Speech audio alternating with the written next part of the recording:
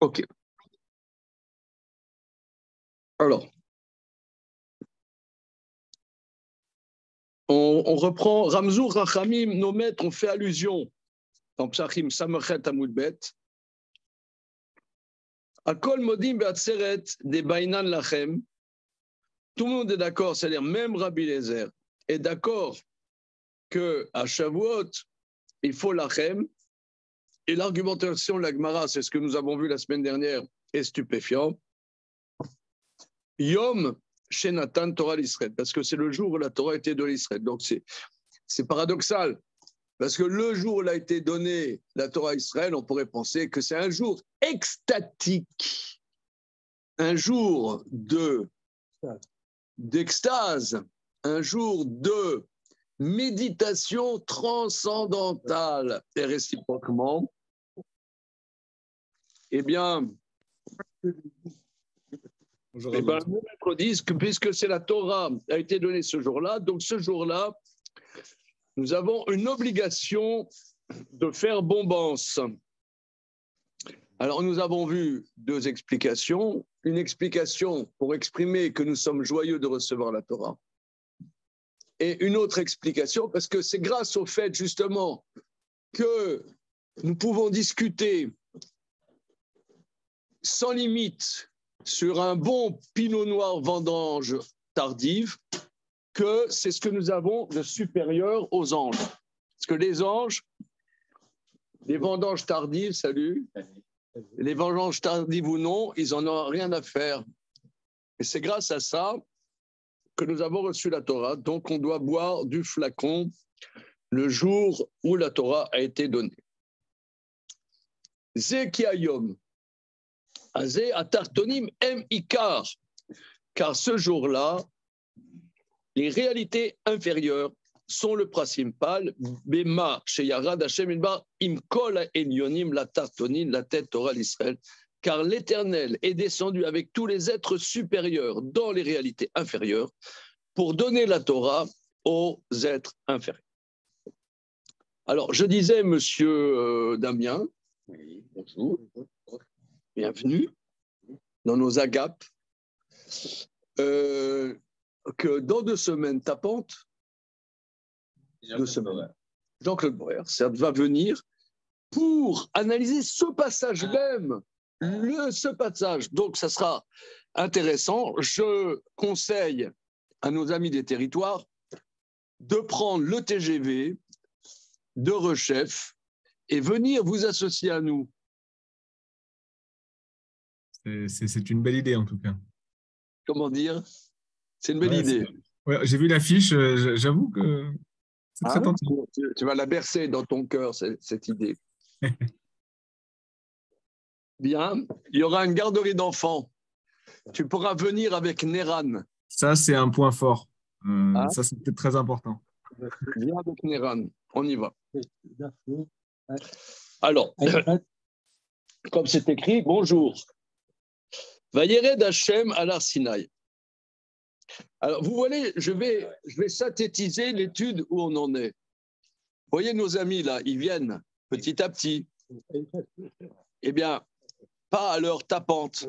Eh bien, c'est grâce à ça que la Torah a été donnée aux hommes. Ah, c'est bien, non? Si on était des machines, etc., eh bien, la Torah ne nous serait pas donnée. C'est justement parce que, quoi, t'es en retard, je ne sais pas, moi, je m'en fous d'ailleurs. Je m'en fous d'ailleurs. Alors, mais en tout cas, le point commun, c'est grâce à ça que la Torah a été donnée aux hommes. Alors, c'est bien, non? Ça se fête. Et c'est pour ça qu'à Shavuot, il faut faire des belles séoudos.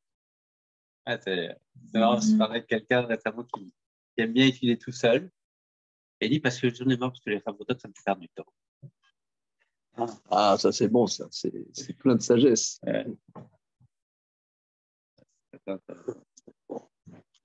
Je pense qu'il a dû faire des études de Rolls, monsieur.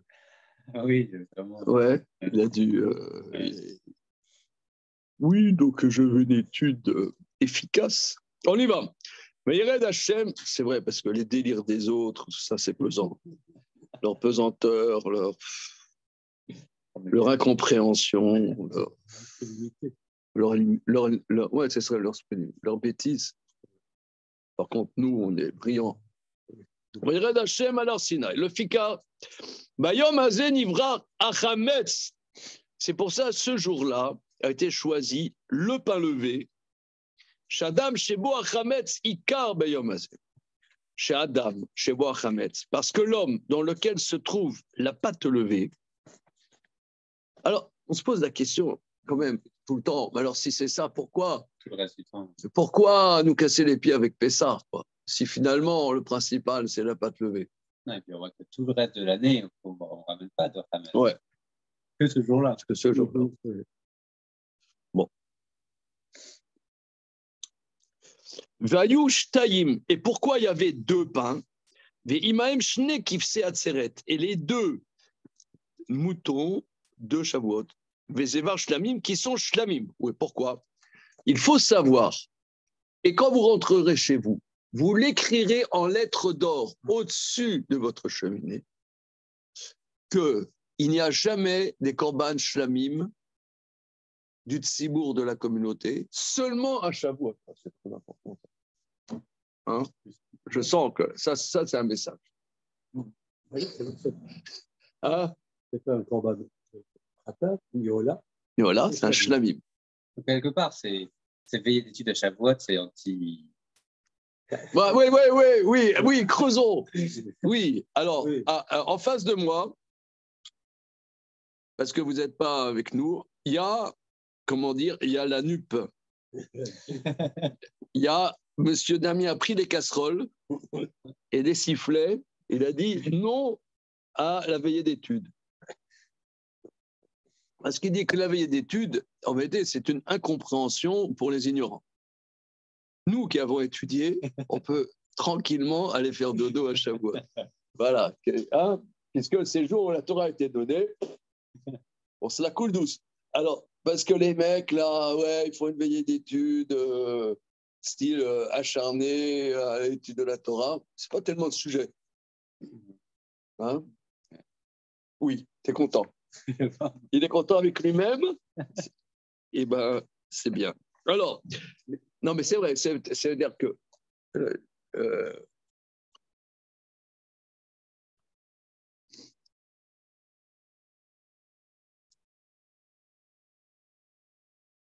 c'est-à-dire que nous qui n'avons pas le Beth Amikdash, qui sommes en exil, on vit un judaïsme déséquilibré. Mais si on ne le vivait pas déséquilibré, il n'y aurait pas de judaïsme. Parce que si on se la joue cool, ben on s'assimile.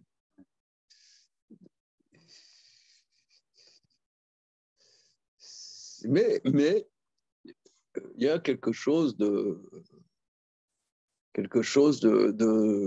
c'est vrai, déséquilibré. par rapport à Voilà. Comment? déséquilibré par rapport à quoi? Ben, si tu veux, est-ce que la Torah nous demande, excusez-moi l'expression, d'être fanatique, être machin? D'un côté, quand tu étudies, non. Mais dans la réalité, oui. Tu comprends le message?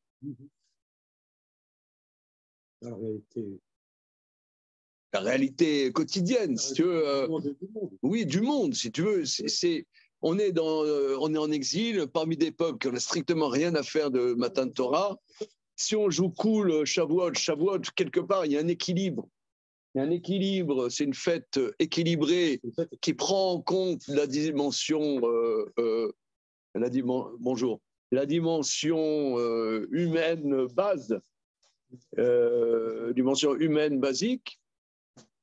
Alors, Damien demande, alors si c'est ça, faire Shavuot, une fête complètement déséquilibrée, où on passe la nuit à étudier, on fait la tefila, machin, et la journée, on est complètement dans le cirage, et madame, elle est là à trimballer les mots moscoirs en attendant que monsieur se réveille de son truc. Quelque part, à Shavuot, tu ne sais même pas à quoi ça ressemble. C'est vrai. Mais c'est vrai. Mais d'un autre côté, si on ne mettait pas la gomme à Shavuot, comme il n'y a pas de rituel à Shavuot. Il n'y a pas la soukha, il n'y a pas le ramet, il n'y a pas le seder, il n'y a rien. Alors, ça va passer comme ça. Alors, bon, les sages de Tzfat, ils ont institué ce minag d'étudier la nuit. Bon, on vit assez intensément, pas seulement intensément, même on se prépare à ça. On s'y prépare presque des semaines à l'avance. Celui qui doit se coltiner de faire la veillée, je peux vous dire, il s'y met plusieurs semaines à l'avance. Je ne citerai pas de nom. Alors, Ce qui est intéressant, c'est que, comme tu dis, c'est de voir qu'à Shavuot, il n'y a pas de support matériel. Il n'y ouais, a pas de soukha à monter, il n'y a pas de ramettre à aller rechercher, il n'y a pas de. Il n'y a rien de tout ça, il n'y a rien. C'est purement l'acceptation de la Torah. voilà, c'est une fête difficile à vivre C'est la relation avec Dieu, en direct. en direct. Il n'y a pas d'autre chose que de vivre avec lui. Alors, c'est le mot shlamim qui me fait penser à ça, à les corbanotes, pour le peu que j'en sache, il y a les corbanes patat, voilà, et shlamim. Hacham aussi, oui. Et patat, c'est quelqu'un qui a fait une faute, qui est allé dans le domaine de Dieu, et il a fauté. Il a fait une intrusion, il a fauté. Il doit donc donner un corban qui est brûlé. Non. Le korban shlamim, une partie est brûlée, Non, ben, une partie est mangée par les Kohanim. oui. Mangée par les Donc, c'est que le hola entièrement brûlé. entièrement brûlé, khatat. Khatat, c'est une partie est brûlée, une partie est mangée par les Kohanim. Et shlamim, c'est vraiment l'entre-deux. Hola, c'est Hachem qui vient vers nous et on est complètement annihilé complètement devant Dieu. Donc il y a deux domaines. Un domaine où je suis rentré et j'ai fait une faute. Et le domaine où Dieu s'est rentré chez moi, je me suis annihilé. Et shlamim, c'est le no man's land. Alors non, c'est la shlemut. C'est ça. On est ensemble. On est ensemble. Ça représente tout à fait le voilà, c'est ce qu'il dit. C'est qu'on est, Mais c'est la seule fois de toute l'année où il y a des shlamim tzibour. Voilà. Les shlamim, en général, c'est individuel. On est ensemble avec la chose. Voilà. Shlamim, c'est ça. Alors, on va voir, on va continuer. Voilà.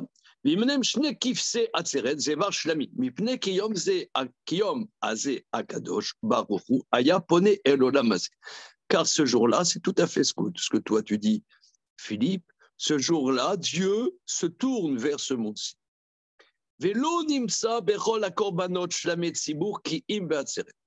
On ne trouve nullement dans les korbanot des Shamet Tzibour seulement à Shavuot. Il y a une paisibilité et un lien entre les réalités supérieures et les réalités inférieures. Il y a le misbéar, si on peut s'exprimer, consomme une partie pour Dieu. Et Adam et manger pour l'homme, car ce jour-là, il y a besoin pour vous. Au Piroshim Arishonim Berurim, les premières explications sont claires. Il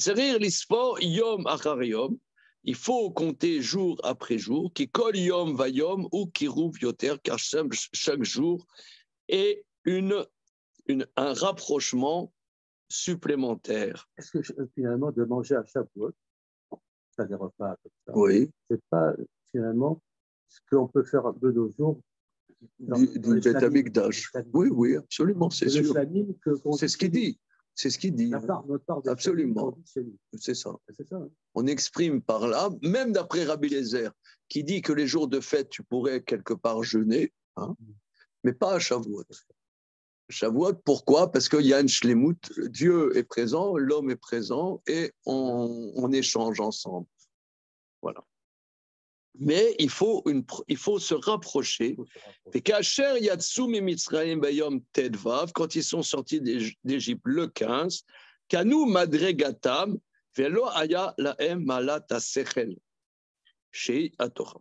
quand ils sont sortis d'Égypte, le 15, ils ont acquis leur niveau supérieur, mais ils n'avaient pas la dimension de l'intellect qui est la Torah.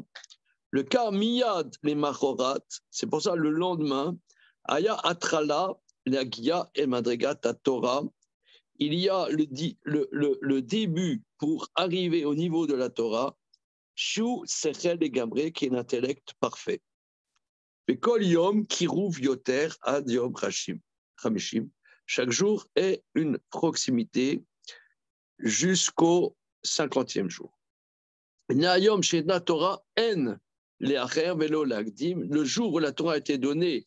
Donc là, qu'est-ce qu'il a vous prouvé dans le chapitre 25? C'est quand on dit le 3e mois de la sortie d'Égypte. C'est un moment extrêmement précis, ni après, ni avant. C'était ça ce qu'il voulait prouver. C'est que Mikol Makom Gamata Marishon Sarir Lomar qui Gamochar Minakatouf. Alors, qu'est-ce qu'il voulait dire la première explication? Ouh là là.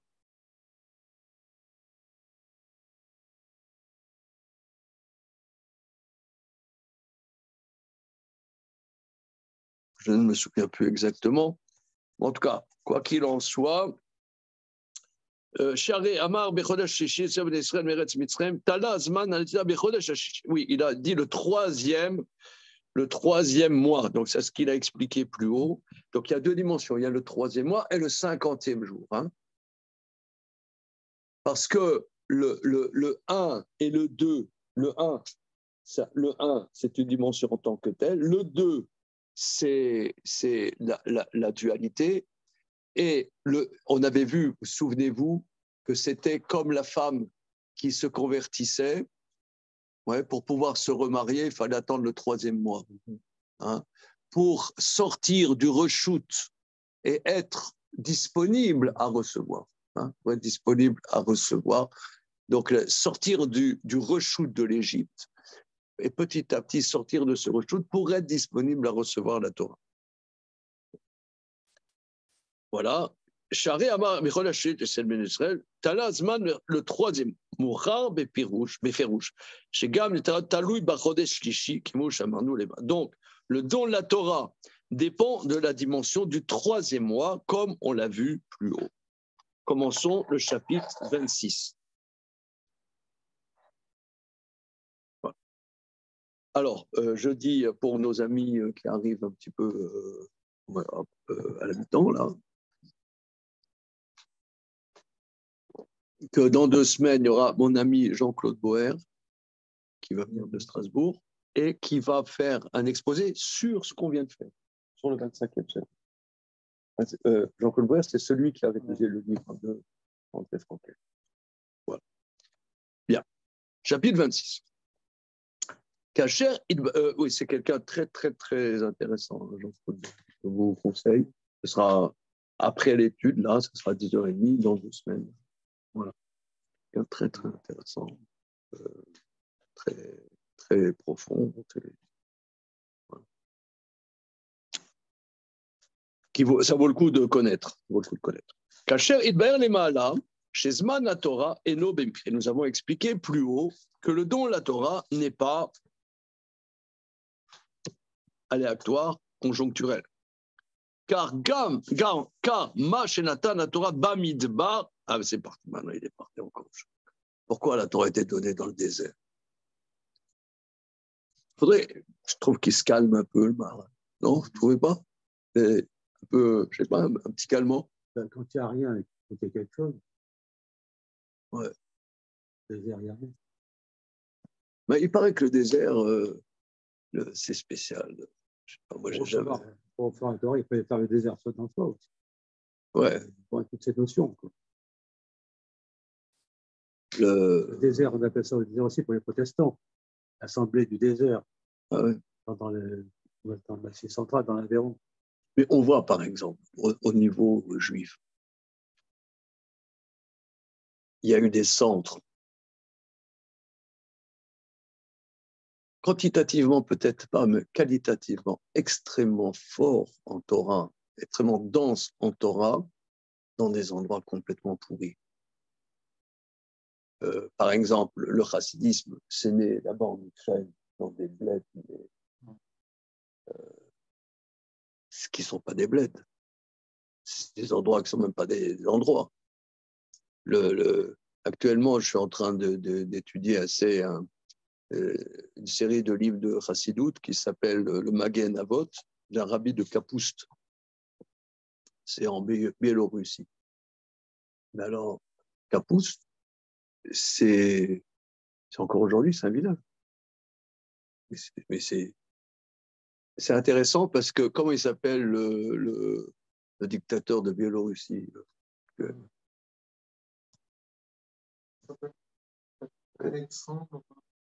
Tchenko, je ne sais pas quoi. Hein? Bon, il est né à Kapoust.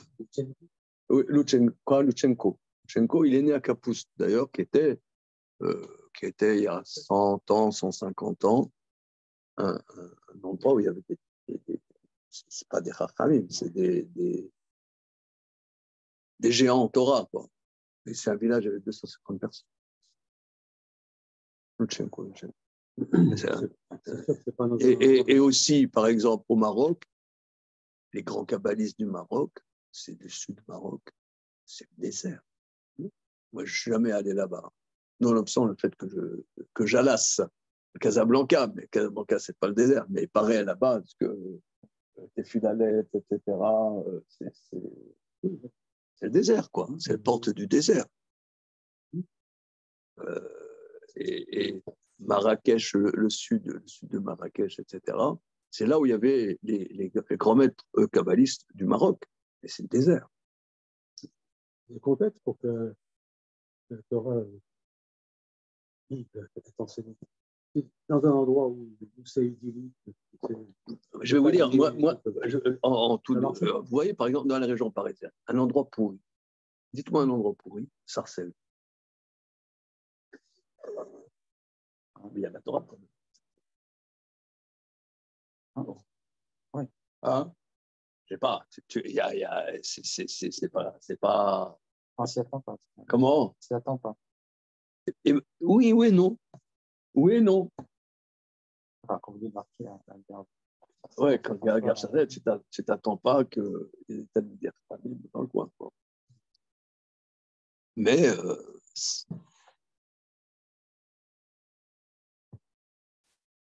bon, moi je constate ça au niveau concret. Alors on va voir. Car Mashenatan Torah Bamidbar, ce que la Torah a été donnée dans le désert, n'est pas par hasard. Qui Azman va makom inyan echad. Alors regardez, là, il va sortir le Sefer Yetzira. A dit le temps et le lieu, c'est la même chose, comme c'est connu pour ceux qui comprennent les choses. Le temps et le lieu, c'est la même chose. Alors, à votre bon cœur, tous les coups sont permis, même en dessous de la ceinture. C'est la boxe française. Alors là, les copains, le temps et le lieu, c'est la même chose. Antoine, toi qui aimes bien le Sefer Yetzira. Oui, fan, je peux le citer par cœur, mais ça me fait plus penser à Einstein pour l'instant que Sefer Yetzira, c'est vrai. Ah oui, en quoi? Je sais pas, moi, j'ai pas Einstein ce week-end. L'espace-temps, c'est-à-dire dans sa théorie, il arrête de séparer, si je dis pas de bêtises, hein, je suis pas du tout connaisseur, mais dans mon esprit, il arrête de séparer l'espace et le temps et il parle d'espace-temps, comme si c'était une même chose qu'il y a ces deux dimensions. Mais tu peux expliquer pour c'est inséparable mais ceux qui connaissent mieux que moi, je pense, pour mieux dire, mais a priori, qu'on ne peut pas séparer ces deux dimensions vues séparément. Tout mouvement va exprimer aussi une notion de temps. Donc, un déplacement, ça implique aussi une considération du temps. C'est-à-dire que ce n'est pas le temps qui traverse l'homme, c'est l'homme qui rentre dans le. qui traverse le temps.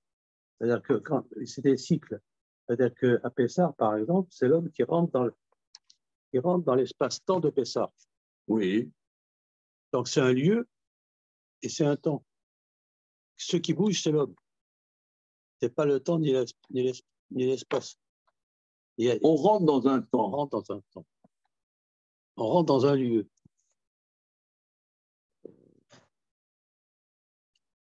C'est l'homme qui bouge. Le Sefer Yetzirah dit que le Zman, le Makom et le Nefesh, et l'âme humaine, c'est la même chose. Maintenant, à votre bon cœur. La seule chose que je comprends, c'est que c'est, d'une certaine manière, c'est des dimensions abstraites. À part ça, je ne vois pas. C'est-à-dire c'est des dimensions qui ne sont pas... c'est des dimensions... Je ne sais pas comment dire.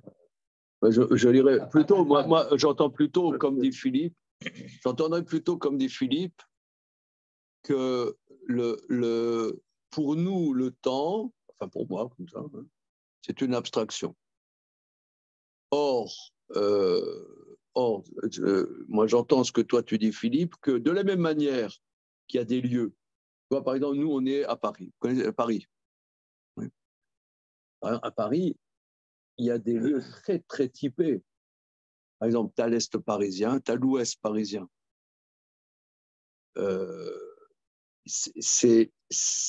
y a des ambiances très très différentes, des ambiances, je dirais, spirituelles différentes.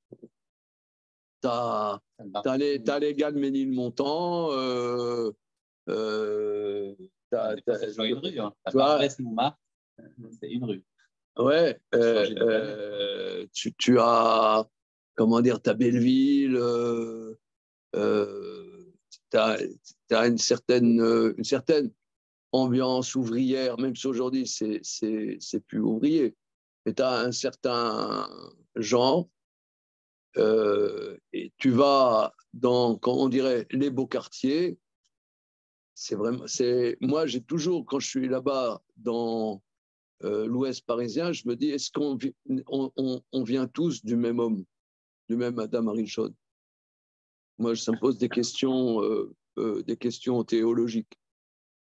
Ils ne sont pas habillés pareil, ils ne parlent pas pareil. Ce n'est pas les mêmes, quoi. Ce pas les mêmes êtres humains. Pourtant, on est dans la même ville. Donc, il y a une spiritualité de l'endroit. Spiritualité ou non-spiritualité. Et excuse-moi. Mais le temps, on dirait que pour notre tradition, c'est la même chose. C'est-à-dire que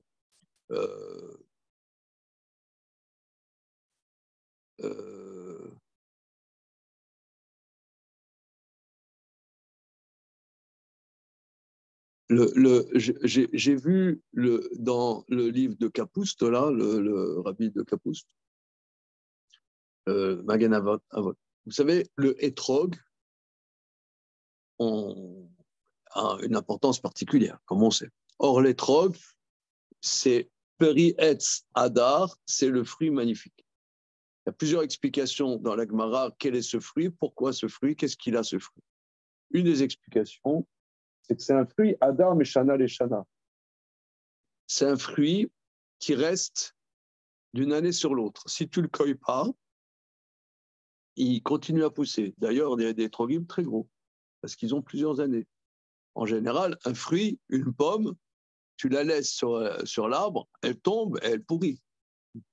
Le raisin, eh ben, à part les vendanges tardives, qui sont chéries à nos, comment dire, nos fêtards maraliens, mais après, ces vendanges tardives, tu as une pourriture noble, après tu as la pourriture qui n'est pas noble du tout. Ouais. Il ne pourrit pas le raisin. Oui, d'accord, mais après c'est fini. Tandis que. Dans le Jura, ils pressent. Vas-y. Ces raisins, tu vois les raisins de Corinthe, et ben, ils les pressent, ces raisins qui sont secs, et ils arrivent à en tirer encore un jus. Alors, c'est pour voir ce que c'est inouï. Oui, c'est ce qu'on appelle le jurançon. Le jurançon, non, c'est pas ça. Bon, enfin, passons. Ok, oui. On est avec toi. Tout ça pour dire. D'accord, mais après, il ne se développe pas, tandis que les trogs se développent. Alors, j'ai vu qu'ils représentent en termes de Kabbalah les trogs, la royauté, qui supporte les contraires. Tu vois, par exemple, dans un peuple, tu as des contraires. Tu as des bourgeois, tu as des aristocrates, tu as des gens du peuple, tu as des gens de différentes ethnies et tout ça. C'est un royaume. Ça ne peut pas tenir ensemble. Eh ben, le roi, il arrive à supporter des contraires. Et c'est un fruit qui supporte l'été, la grande chaleur, et supporte la grande froidure. C'est ça l'étrog. C'est spécial comme idée. Mais tout ça pour dire que les saisons, eh ben, les saisons, elles influent sur nous. Même, il paraît, il y en a, ils ont certaines pathologies, à part les rhumes, évidemment, mais tu as des pathologies même mentales qui se développent à certains moments de l'année. Il y en a, ils ont des dépressions à tel moment de l'année. Il y a un médecin généraliste, il va savoir qu'il y a ou psychiatre, il va savoir qu'il va y avoir à tel moment, il y a indépendamment des rhumes de foin et indépendamment des rhinites, il va y avoir des dépressions parce que c'est à certains moments de l'année. Donc le temps, quelque part, pour une raison que j'ignore, mais le temps a comment au 10 Tevet et à Tisha B'Av, c'est là qu'il y a les grandes fractures. J'avais expliqué un jour que dans ces jours qui sont soit très courts ou très, très grands, il y avait des équilibres. Ah. Pour répondre à Tisha B'Av et au 10 Tevet. D'accord. Et que c'est là qu'il y a c'est des périodes de bouleversement intense, seulement pour les esprits aussi, c'est une période difficile. Voilà. Alors, donc le temps et le Zman lui dit que de la même manière que le Zman, il y a un temps qui s'écoule et que la Torah a été donnée à un moment précis, eh bien, le lieu qui correspond est un lieu aussi parce que nous, on rentre dans le temps, comme toi tu as dit, comme on va dans un lieu, on rentre dans le temps. Ce qui est intéressant, c'est qu'on le vit, mais consciemment, c'est difficile parce que nous, on a l'impression qu'on est toujours le même. Et c'est pas vrai. C'est pas vrai. Par contre, Par exemple, moi, j'ai toujours, après Pessah, un gros coup de pompe. On est rentré dans un espace-temps qui est incroyable. Donc, tu en sors pour aller dans un autre espace-temps. Ouais. Des chapeaux, tu en sors. Physiquement, il faut encaisser le choc. Il faut encaisser le choc. OK. Alors, très bien. On y va. Kiasman va makom. Mais même, par exemple, l'influence du lieu, tu te dis, bon, toi, par exemple, un mec qui vient ici à Paris, on dit, ah, bof, c'est un Strasbourgeois. C'est pas parce que le mec, il était 3 jours à Strasbourg que c'est un Strasbourgeois. Qu'est-ce qu'il en pense, monsieur le Marocain de luxe strasbourgeois? Non, c'est vrai. Vous êtes des Parisiens, c'est ça? Oui, mais c'est bizarre. C'est bizarre. Et d'ailleurs, beaucoup des noms de famille juifs, c'est des noms de lieux. Hein, on dit, le gars de Vilna, on s'en fout qu'il était à Vilna. Parce qu'on a à foutre, sincèrement, qu'il y a 250 ans, il était à Vilna, ce mec. Eh ben non. Qu'est-ce qu'on peut faire? Le Maharal de Prague. On s'en fout qu'il était à Prague. Eh ben non. C'est bizarre. Hein, de Rotenbourg. Voilà. Qu'est-ce qu'on s'en fout? Eh ben non. C'est bizarre parce que on part de la Torah qui est quelque part est infinie et éternelle. Elle est limitée à des choses très, très limitées. Hein. Voilà. OK. Sans parler des Juifs tunisiens. On n'en parlera pas aujourd'hui. On ne parlera pas du judaïsme tunisien, ni de la goulette. Alors, on en parlera. On a décidé. Alors, Kazman Mamakom Inyan Echad Kasher Yadouam. car le temps et le lieu, c'est le même sujet, comme c'est connu pour ceux qui comprennent. Oba Midrash, Yalkut Shimoni Yeremia. Issou Midbar, Ve Arav Chatserim, Teshev Kedar Yaronu Yoshve Sela. Alors, ils porteront le désert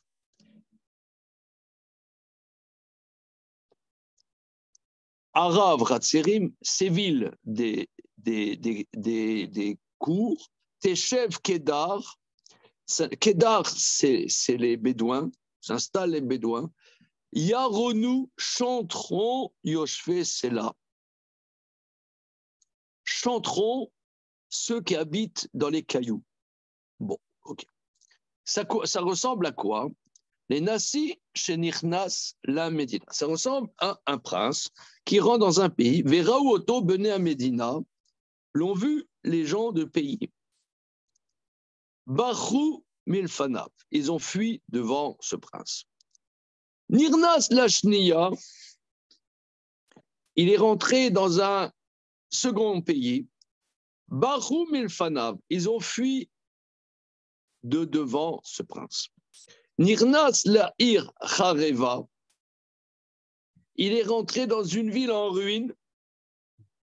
Kadmu Oto, Vayu Mekalsim Oto. Les habitants de cette ville en ruine sont allés à sa rencontre et l'ont glorifié. Amar Anassi, le prince a dit, Zohaïr Tova Mikol Amedinot. Cette ville est mieux que tous les pays. Kan Ani Boné qui sait, là je vais construire mon trône, et Kan Ani Dar, et là je vais m'installer. Car, de même, Kesheba Kadosh Baruch Layam, quand l'Éternel est arrivé dans la mer, Barar Milfanav, la mer a fui, Shenemar Ayamra Veyanos. La mer a vu et a fui. Vechen et Harim Ragdu Kelim. De la même manière, quand Dieu est arrivé, les montagnes ont dansé comme des cabris.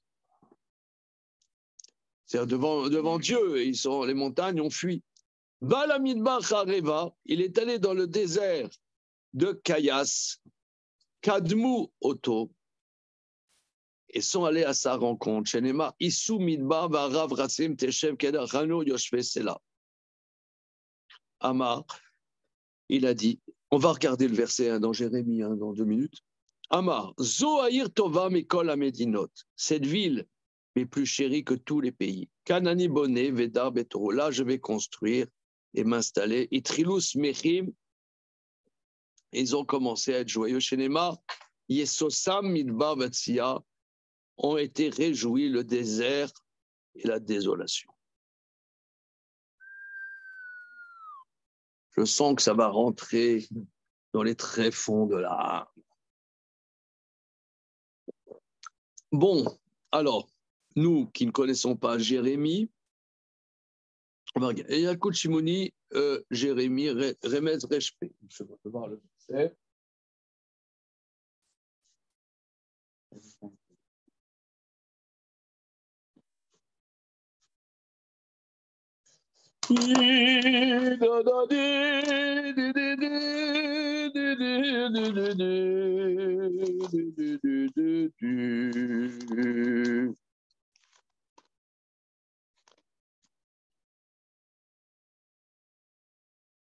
Vav.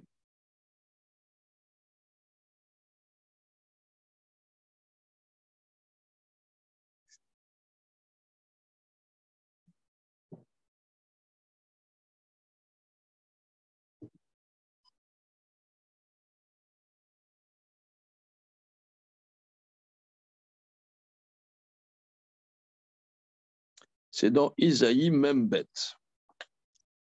Isaïe Membet.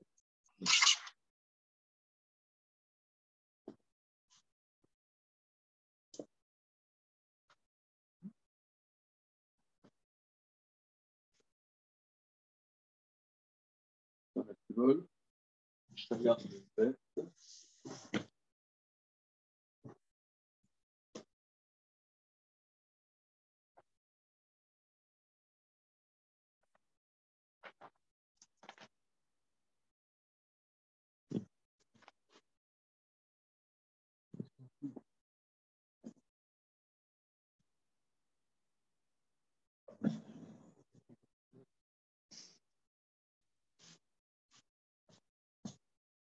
On va regarder ensemble Ishaya même. OK? On ne va pas trop perdre de temps.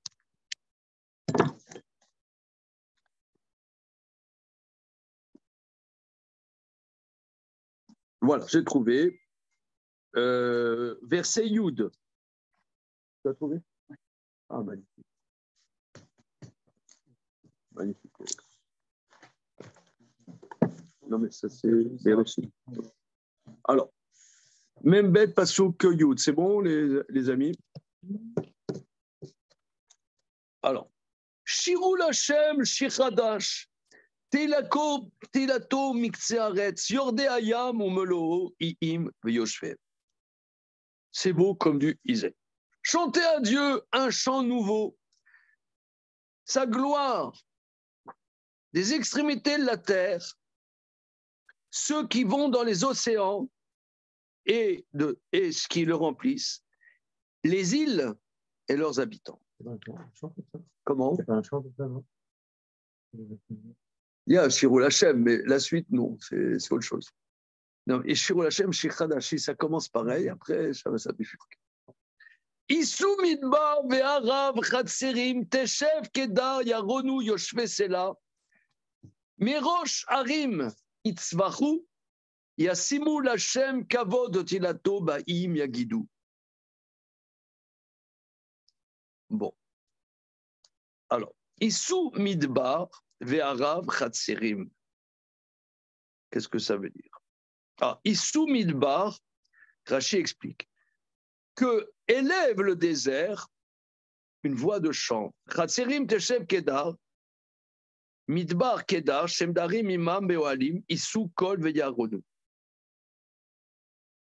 Mais arav chatserim, ah. Chatserim.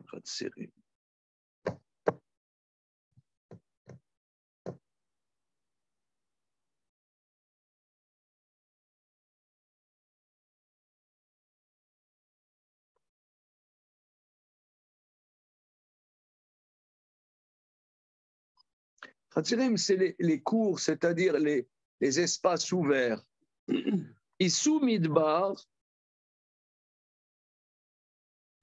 Chatserim teshev kedar, les espaces où sont les Bédouins. Yaronu, que chantent Yoshve Sela, les habitants des cailloux. Voilà. Merosh Harim Itzvachu, du haut des montagnes, qu'ils exultent. Voilà, ok, c'est bon. Alors, le Midrash dit, alors ensuite, c'est ce qu'il dit. Et le verset Yud Bet. Oui, c'est un autre verset dans Ishayahu. Il y a sous Midbar Metsiam, que se réjouissent le désert et la désolation. Ok. Alors, on reprend. Qu'est-ce qu'il veut de ça, le Maharal? On va essayer de l'expliquer. Donc, les océans fuient devant Dieu, les montagnes fuient devant Dieu, mais le désert, il est content. Ok. Regardons comment le Maharal va aborder ce passage. Ils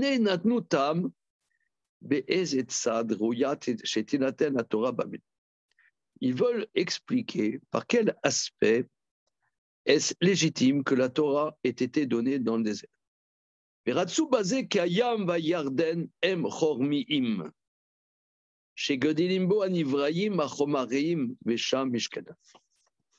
ont voulu expliquer, alors entre parenthèses, avant de voir ça, Quand j'avais un peu déliré tout à l'heure sur cette histoire-là du Téphilalet et du Sud Maroc, où il y avait les kabbalistes, mais moi, je n'y connais rien, mais j'ai lu des trucs sur des gens qui adoraient être dans le désert. Il y a eu beaucoup des Occidentaux qui ont été fascinés par les déserts. Il y avait un Anglais, Tessinger, je crois, qui a passé toute sa vie avec des Bédouins. Vous n'avez jamais entendu parler de ça? J'ai lu un livre il n'y a pas tellement longtemps sur lui. Le mec, c'était un mec d'Oxford, tu vois, et il était content que dans le désert, avec les Bédouins. Et alors, mais j'ai lu ça ailleurs, moi, je n'ai pas l'expérience de ça. Il y a une expérience d'infini aussi dans le désert. Et puis que dans le désert, tu peux vivre aussi que par la grâce de Dieu. Tu peux pas. C'est un endroit où l'homme ne peut pas vivre. Or, il y a des gens qui vivent dans le désert. C'est dingue. Tu ne les fais pas bouger. Comment? Tu ne les fais pas bouger. Ah oui. Le désert de glace aussi, les Alapons et les Inuits. Ouais, ouais. Jamais ça reviendra à aider dans les endroits plus accueillants. Il n'y a que le spirituel. Là. Voilà. Il y a une accroche spirituelle. Il paraît, hein, moi je n'ai pas l'expérience, mais il paraît. Les moines de Tibérine, par exemple, ouais. au fin fond de Hein. un gerbeau, le festival. Aussi, c'était dans le désert, tout ça. Voilà, tu vois, il y a une dimension là que dans la caillasse, c'est ça, c'est la caillasse qui chante. Voilà, la caillasse qui chante. Alors, on y va. Ce n'est pas les endroits de confort que tu as envie de ouais.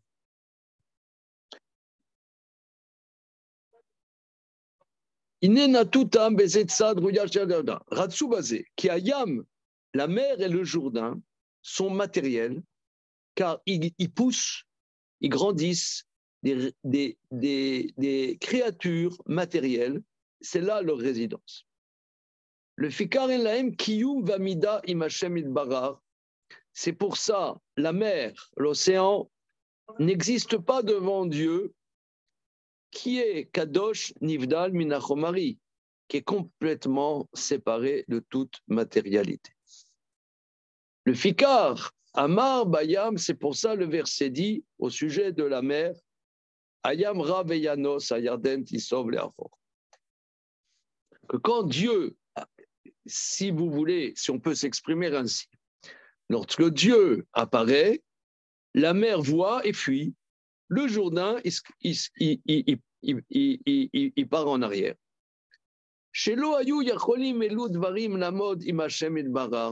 Car ils ne peuvent pas se tenir devant Dieu.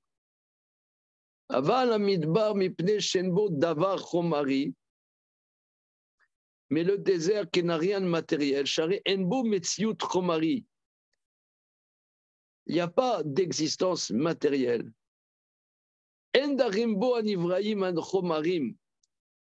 N'y habitent pas les êtres créés matériels.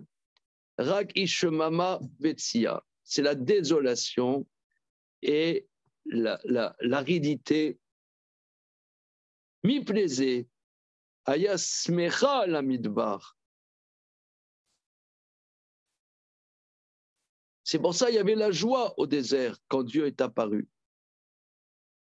Kanim sayim ishtokekim ela ila mitzad asmam, kasher enahem monea achomari. Alors regarde, ça c'est une phrase clé. Car les existants palpitent vers leur source première par eux-mêmes quand ils n'ont pas d'empêchement matériel. Ça, sans blague, ça c'est une phrase clé.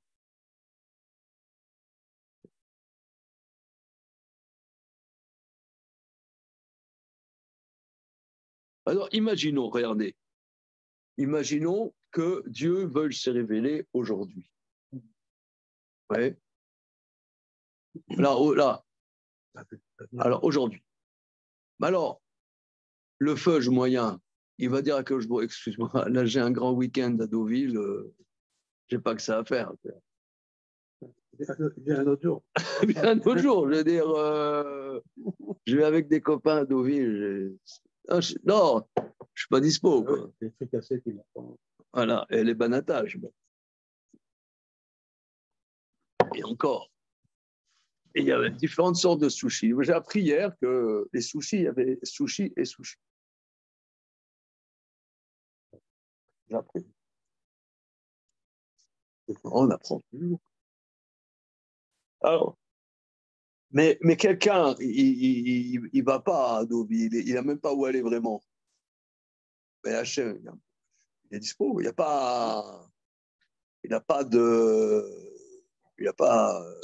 Bon, excuse-moi.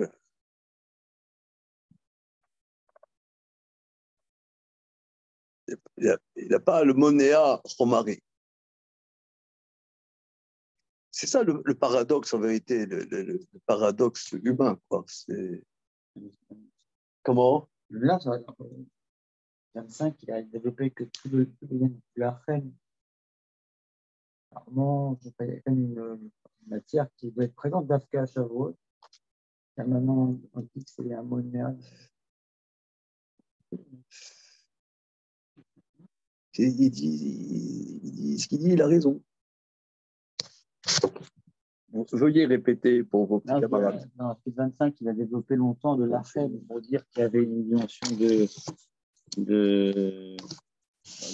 mais d'existence de l'homme physique. Quoi. Il fallait recevoir la Torah, pas dans la 16, mais dans quelque chose de matériel. C'est ça l'article 25, il me semble. Absolument. 4 Seret, il y avait du lechem, etc., qu'il ne fallait pas être dans le. Que la Torah la Torah veut qu'on soit humain avec notre matérialité et notre Yetzer Hara. Là, maintenant, on nous dit que c'est un monéa. C'est casse-pied, tout ça. Désert, Qui synthétise son idée, puis qui nous lâche. La seule matérialité qu'il y a, c'est l'homme. Oui, tu vois, regarde. Et c'est lui qui va recevoir. Regarde,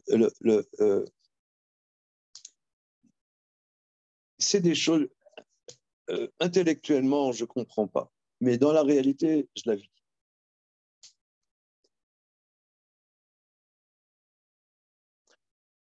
La Torah, je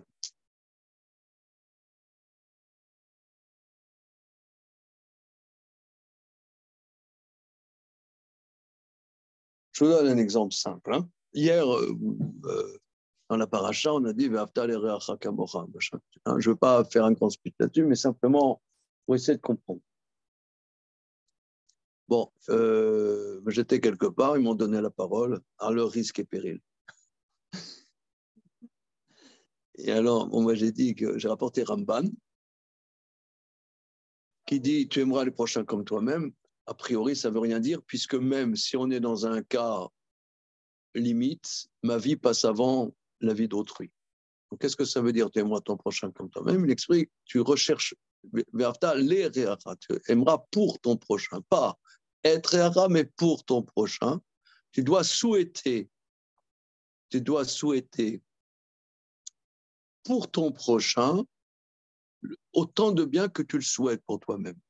Et enlever de toi, c'est ça la dimension de Kedoshim Tiyu, la bassesse de la jalousie. Alors, je leur ai dit par exemple que l'homme, il ne veut pas que l'autre y réussisse. Au contraire, si l'autre se casse la figure, on est content. Si toi, on te dit, je ne sais pas moi, que tu as un collègue dentiste, il a fait faillite, tu es content. Moi, je suis content. On me dit, par exemple, que telle institution a fait une collecte, ils ont fait une mauvaise collecte, je suis content. Je suis content de du fiasco d'autrui. Alors, j'aurais dit ça, les mecs, non, pas vous. Je dis, si, peut-être pas toi, mais moi, oui.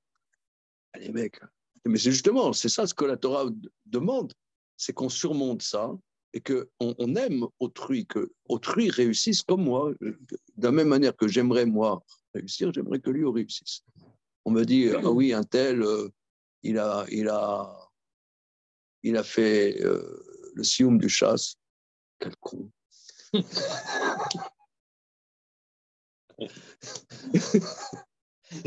Non, on n'aime pas les autres.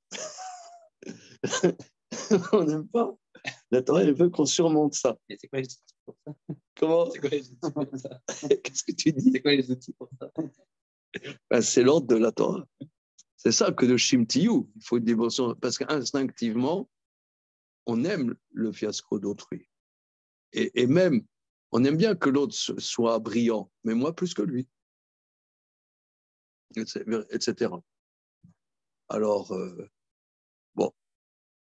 Mais ça, par exemple, tu dis ça, c'est un genre. Hein, alors, il y avait un rabbin là, qui était là, et il m'a dit, il a été il dit merci, parce que je leur ai dit, ouais, de la même manière, quand on dit tu aimeras l'éternel ton Dieu, bon, c'est des conneries. Je ne vais pas dire le mot conneries, parce que ça aurait bloqué, ça les aurait bloqués. Je dis, on ne sait même pas de quoi on parle, tu aimeras l'éternel, que ça veut dire.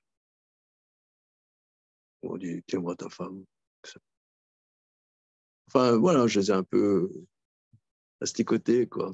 Alors, il était content, le rabbin, il m'a dit merci, parce que je me rends compte qu'en général, je dis des généralités, je ne sais même pas de quoi je parle. Comme ça, il m'a dit. Il était fin.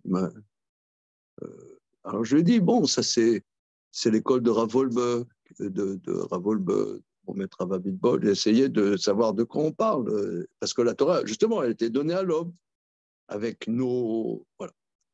Mais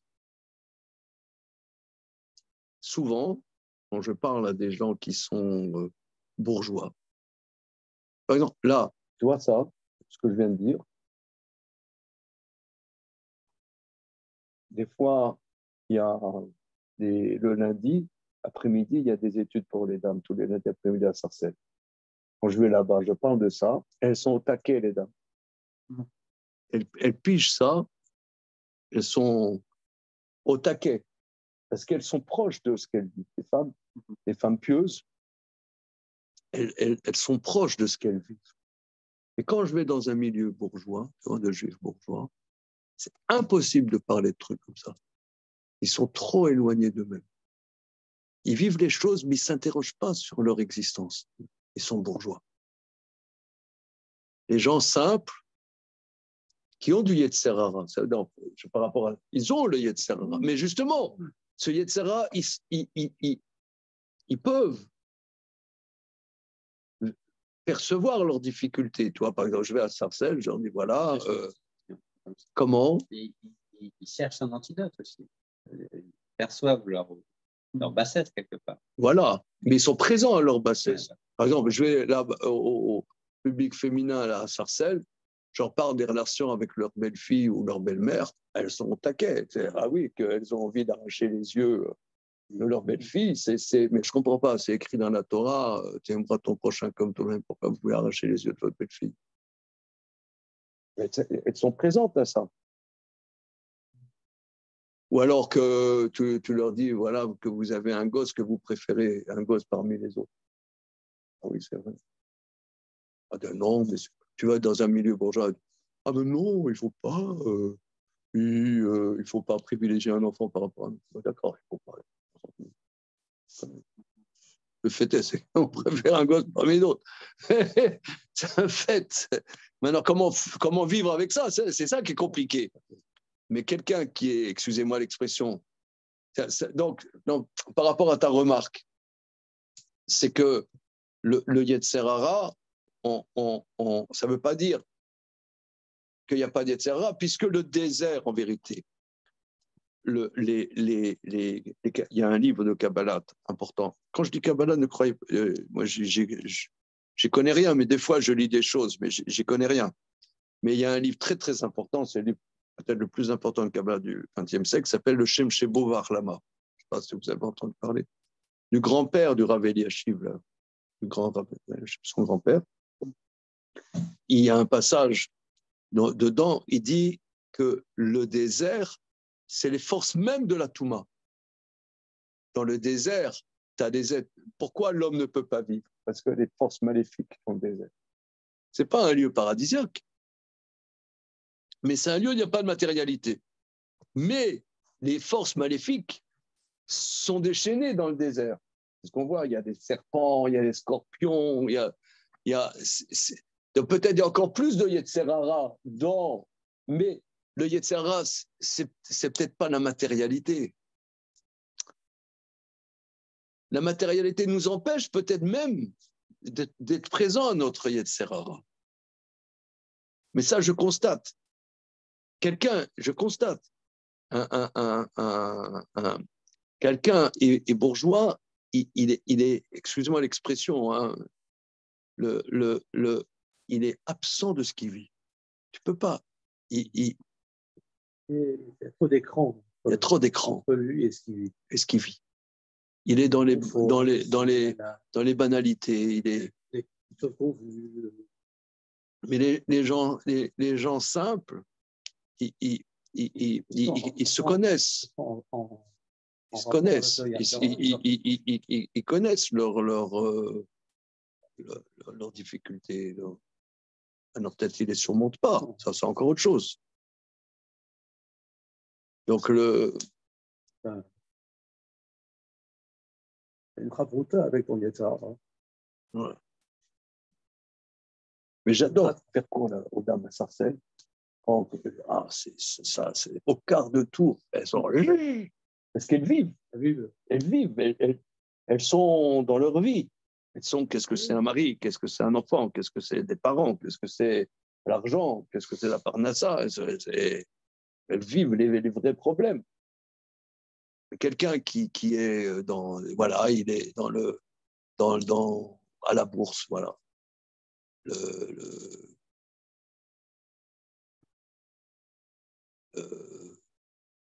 Qui travaille à la bourse, qui a des gros revenus, qui est trader, alors là, tu peux pas parler de Torah avec lui. Non, tu peux faire le dafyomi, tu vois, mais discuter avec lui de choses comme ça, impossible.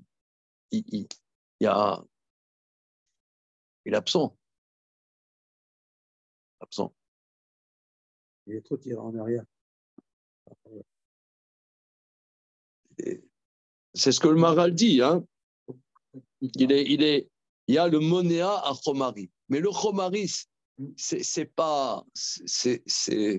Le Chomari, je ne sais pas qu'est-ce que c'est, le Chomari. Mais, vas-y.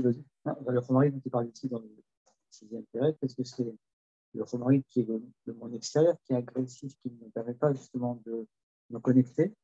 Et puis dans le Pérec 25, il parle du Yetzirah qui est intérieur. Qui est intérieur. Voilà. Ce matin de Torah, c'est en fait, on fait des vides autour de nous, on est seul face à la chaîne avec notre professeur. Voilà. Il y a un écho, justement, le désert. Sauvé par. Le désert, c'est le lieu du déferlement des forces maléfiques, peut-être même. Oui. Le désert aussi, c'est l'absence de l'homme, donc ça doit être la présence de Dieu. C'est l'absence de l'homme. Mais l'homme ne peut pas vivre là-bas. L'absence de l'homme. Oui, il n'y a pas de civilisation, il n'y a pas de. Maintenant, mais par exemple, vous voyez, moi je ne connais pas ça, mais là, en Arabie Saoudite, ceux qui sont à l'origine là, des États arabes unis, machin milieu, c'était des Bédouins. Et le Wahhabite, machin, au départ, ils ont une grande spiritualité. Maintenant, je ne sais pas qu'est-ce qu'ils en ont fait, mais ils ont de tout ça. Mais maintenant, ils ont fait dans des déserts, ils ont construit une civilisation. Mais au départ, c'est le contraire d'une civilisation. OK. D'entendre ces Yetzirah qu'on a en nous. Les choses, ils parasitent peut-être. Ils parasitent. On est dans des choses, artificielles. On n'est pas présent à ces forces. Comment on n'en a même pas conscience. On n'a même pas conscience. comme il est refoulé, on n'arrive pas. Il n'y a pas de conscience. Bishvilkar, donc je reprends ce que tu as dit, Damien, il y a quelques minutes. C'est-à-dire que la personne qui est démunie, qui n'est pas dans un trip comme ça, qui le prend, mais qui est démunie, elle est au contraire à l'attente d'un antidote. Elle est heureuse, parce qu'elle voit le problème. Elle voit le problème.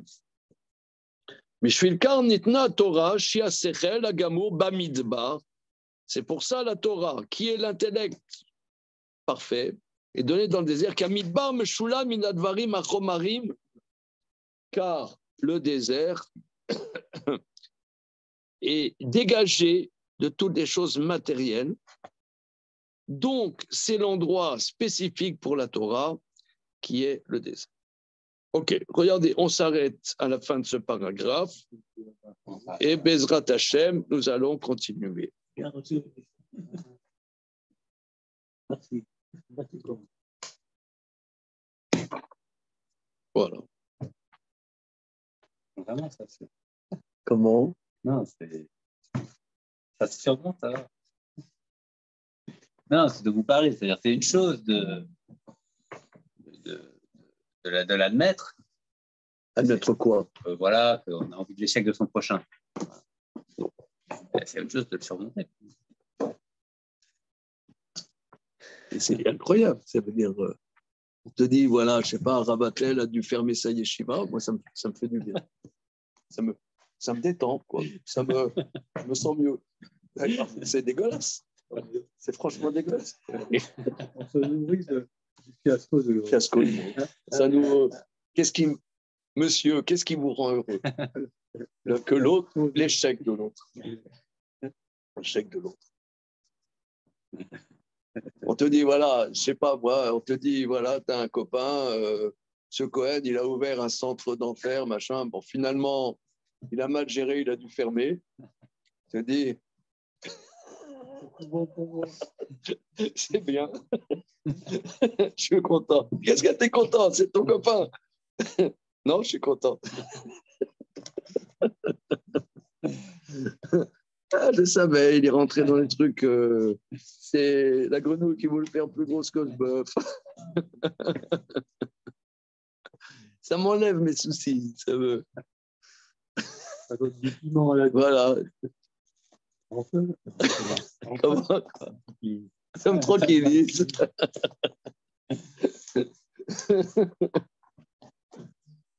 Comment? C'est vrai que la humanoute de son prochain, on est jaloux. On est jaloux. On te dit, voilà, ouais, toi, tu es dans une école, il y a une autre école et la mal gérée, elle a dû fermer. Merci Hachem. Ça vient, c'est vrai. Quand tu as la réussite de l'autre, ça t'enlève quelque chose. Ça t'enlève quelque chose, mais au contraire. Mais c'est ça ce que dit Ramban. Ça demande une grande kedusha, ça. Aimer l'autre. Non, ça va, non, ça va. Modérément. Avec trop peu d'en faut. Non, mais mais vous voyez, parce que mais vous savez, moi, ce que je vous dis, je l'ai entendu de Rav Abitbol, et il m'a dit, je sais pas, il y a que ce temps, que c'est Rav Wolbe qui leur avait dit ça. Ce que moi je dis, c'est pas de moi. C'est même pas de Rav Abitbol. Il le rapportait de son maître, Rav Wolbe. Mais je crois que Rav Wolbe, c'est pas lui qui l'a inventé, il l'a entendu de ses maîtres. Parce que on veut pas se voir. On est loin de nous-mêmes. On est loin de ce qu'on vit. On veut pas. On veut pas. Mais pour ça, il faut être, je sais pas, il faut être techno. Rien revendiquer.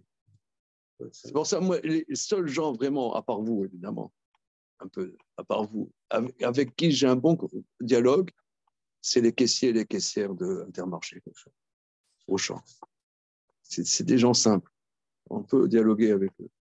À part eux, tous des snobs.